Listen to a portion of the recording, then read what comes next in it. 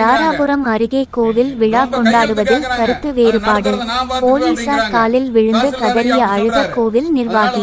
வட்டாட்சியர் அலுவலகத்தில் பரபரப்பு. திருப்பூர் மாவட்டம் தாராபுரம் அருகே உள்ள பெரமியம் கிராமத்தில் பஜனை கோவில் உள்ளது. இங்கு ராமர் திருவுருவ படம் வைத்து குறிப்பிட்ட ஒரு பிரிவினர் பல ஆண்டுகளாக வழிபாடு நடத்தி வந்தனர். இந்த நிலையில் கடந்த சில ஆண்டுகளுக்கு முன்பு அதே சங்கத்தைச் சேர்ந்த ஒரு தரப்பினர் அண்ணாதுரை உட்பட 25 குடும்பங்களை ஊரை விட்டு தள்ளிவைத்தும் பஜனை கோவில் விழாவில் கலந்து கொள்ளக்கூடாது என கடும் கட்டுப்பாடுகளை விதித்து சட்டவிரோத செயலில் ஈடுபட்டதாக கூறப்படுகிறது. இந்த நிலையில் ஊரை விட்டு தள்ளி வைக்கப்பட்ட 25 குடும்பத்தைச் சேர்ந்தோர்கள் சென்னை உயர்நீதிமன்றத்தில் மனுதாரர் அண்ணாதுரை மூலம் மனு தாக்கல் செய்திருந்தனர்.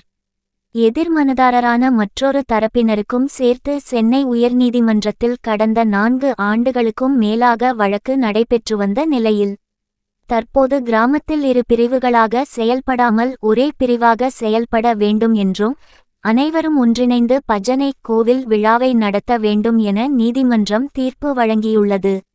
ஆனால் மற்றொரு தரப்பினர் நீதிமன்ற தீர்ப்பை ஏற்றுக்கொள்ளாமல் தங்களுக்கென ஒரு தேதியை தேர்ந்தெடுத்து அதில் விழா கொண்டாடத் தொடங்கினர்.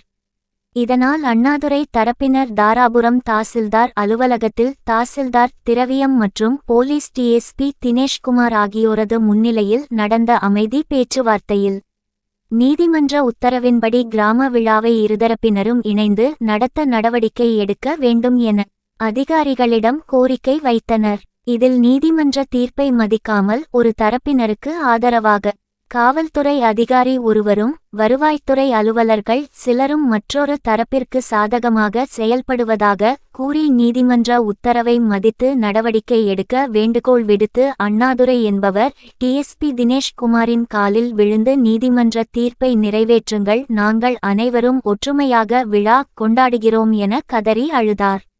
அதன் பிறகு அங்கிருந்த போலீசார் அவரை தூக்கிவிட்டு ஆறுதல் தெரிவித்தார். இந்த நிலையில் நேற்று மாலை 6 மணிக்கு மீண்டும் முத்தரப்பு பேச்சுவார்த்தை நடைபெற்றது. ஆனால் பேச்சுவார்த்தையில் 2 தரப்பினரும் ஒரே நாளில் விழா கொண்டாடுவதை ஏற்றுக்கொள்ளாதலால் தாலுகா அலுவலகத்தில் பெரும் பரபரப்பு ஏற்பட்டது.